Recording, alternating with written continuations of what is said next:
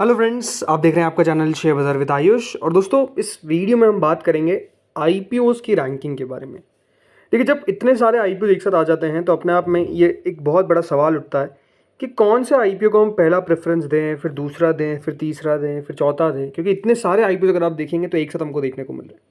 तो इस वीडियो में इसी के बारे में बात करेंगे। हम बात करेंगे कौन सा आईपीओ को पहला प्रेफरेंस देना चाहिए। अब ये बात ध्यान रखिएगा, ये वीडियो मैं बना रहा हूँ तो डेफिनेटली मेरा क्या व्यू है ये आपके साथ में शेयर कर रहा हूँ। अगेन, आपको बिल्कुल भी इसको लेने की ज़रूरत नहीं है, आप अपने फाइनेंशियल एडवाइजर से कंसल्ट कर सकते हैं। ये जस्ट एक मेरा पर्सनल ओपिनियन है जो आपके साथ में शेयर कर रहा हूँ, तो उसी तरीके से लीजिएगा।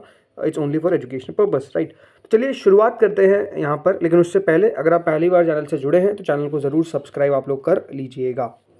तो पहली कंपनी जिसको दोस्तों आपको बिल्कुल नज़र पर रखना चाहिए वो है अटलांटा इलेक्ट्रिकल्स। जी हाँ, अटलांटा इलेक्ट्रिकल्स जो 24 सितंबर को बंद हो रहा है, यानी आज के दिन। 754 का इसका प्राइस बैंड है, 19 शेयर्स का लॉट साइज है, 687 करोड़ का ये आईपीओ है।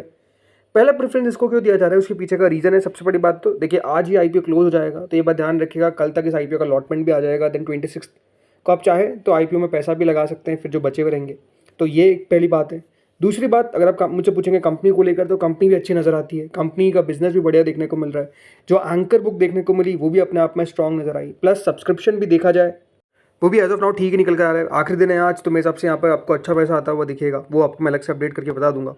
सो आई थिंक इसीलिए पहली कंपनी जो मुझे लगता है कि जो सबसे ज़्यादा बेहतर आप कह सकते हैं देखने को मिलेगी, और मुझे लगता है कि 15 से 20% का लिस्टिंग गेन भी मिलना चाहिए। 15% तो आई थिंक मिनिमम मिलना चाहिए। इसीलिए मेरे हिसाब से दोस्तों पहली कंपनी जो है वो यहाँ पर नो डाउट अटलांटा इलेक्ट्रिकल्स है, जो मैंने अपनी फर्स्ट पोजीशन में रखी है इसमें अप्लाई करने के लिए।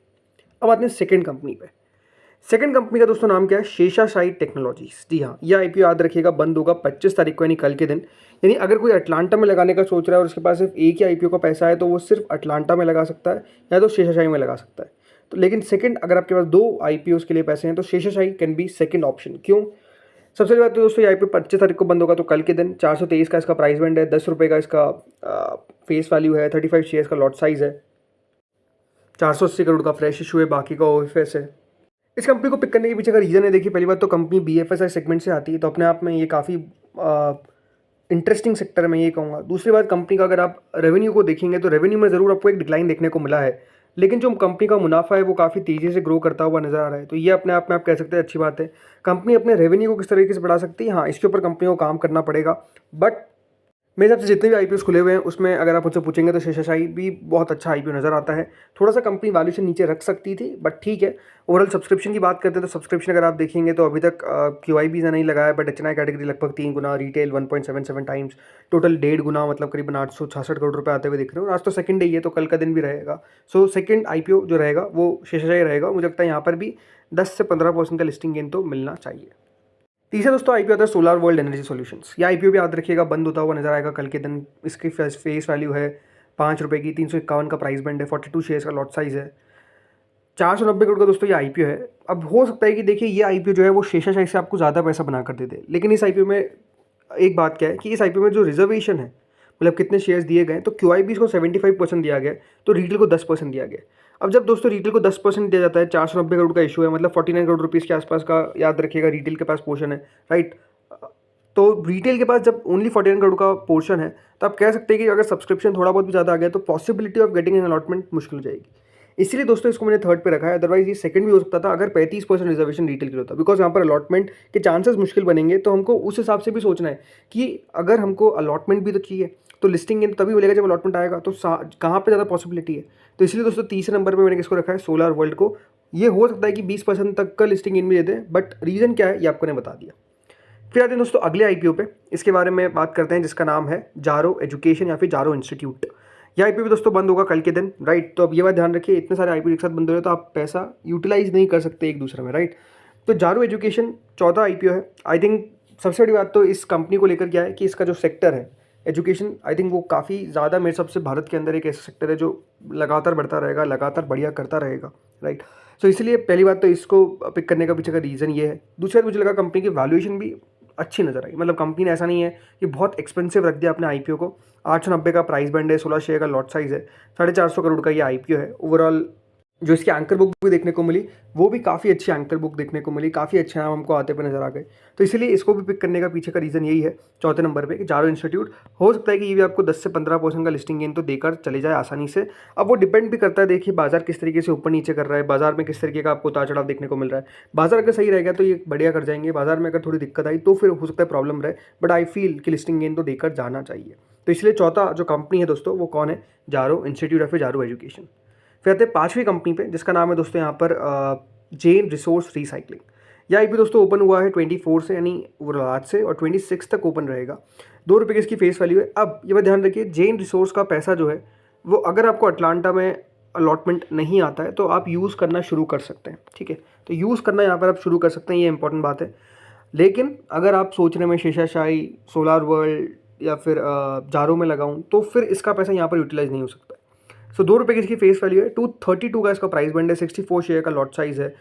ये आईपीओ है सबसे बड़ा आईपीओ, 1250 करोड़ का, राइट। लेकिन यहाँ पर भी दोस्तों जो रिजर्वेशन है वो 75% है फॉर द क्यूआईबी कैटेगरी और 10% है रिटेल के लिए। तो 1250 करोड़ का आईपीओ जरूर हुआ, लेकिन 125 करोड़ याद रखिएगा रिटेल के हिस्से में जाएगा। तो रिटेल के पास अगेन बहुत बड़ा चंक नहीं जाने वाला है, लेकिन हाँ आईपीओ का साइज बढ़िया है।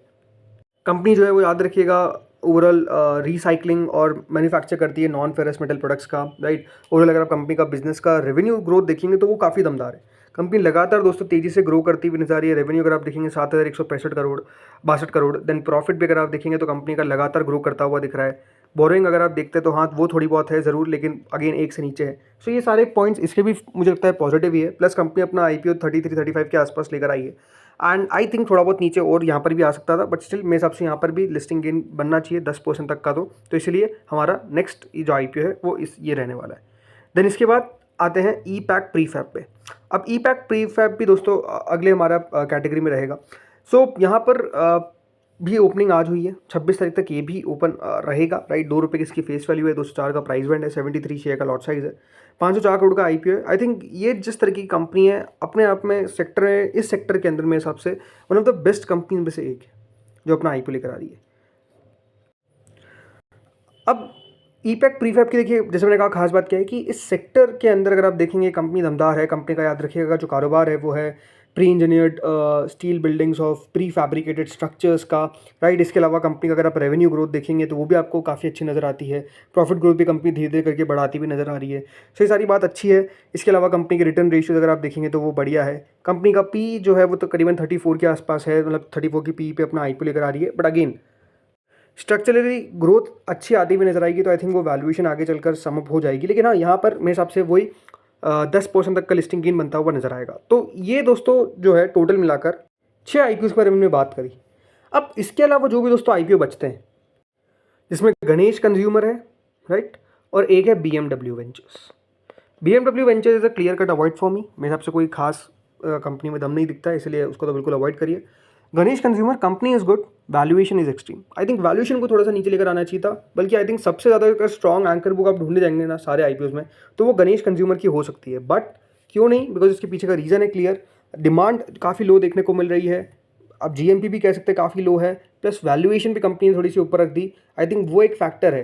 प्लस कंपनी याद रखिएगा एक प्योर प्ले है वेस्ट बंगाल का, मतलब एक जगह पे कंपनी अपने आप में लीडर है, बट किस तरीके से और सेगमेंट्स में ग्रो कर सकती है इसके ऊपर गणेश कंज्यूमर प्रोडक्ट्स को काम करना पड़ेगा। आई डोंट थिंक कि कंपनी खराब है, नज़र रख सकते हैं, बट हो सकता है कि लिस्टिंग इन उतना देकर ना जाए, राइट। तो इसलिए 6 आईपीओ फिर से आपको बताता हूँ। Atlanta electricals at first, second पे शेषाशाही, थर्ड पे सोलार वर्ल्ड, फोर्थ पे जारो एजुकेशन, फिफ्थ पे जेन रिसोर्स और सिक्स्थ पे यहाँ पे आप लिख लीजिए कौन सा रहेगा, ई पैक प्रीफैब। इस तरीके से दोस्तों जो लिस्ट है वो बनती हुई नजर आएगी। जैसे मैंने लिख रखा है 15% गेन, 12% गेन, 15% गेन, इससे भी ज़्यादा हो सकता है। ये मुझे लगता है कि मिनिमम गेन होना चाहिए, इससे ऊपर ही होगा मेरे हिसाब से। तो दोस्तों ये था इस वीडियो में। अगेन कोई रिकमेंडेशन नहीं है तो उस तरीके से ना लीजिएगा। आप अपने फाइनेंशियल एडवाइजर से ज़रूर कंसल्ट करें before applying in any IPO, right. तो वो आप बहुत इंपॉर्टेंट है, डिस्क्लेमर। ये जो मेरा ओपिनियन था वो आपके साथ मैंने शेयर कर दिया। तो इस वीडियो में इतना ही था। होपफुली आपको वीडियो अच्छा लगा होगा। Thank you friends for watching this video.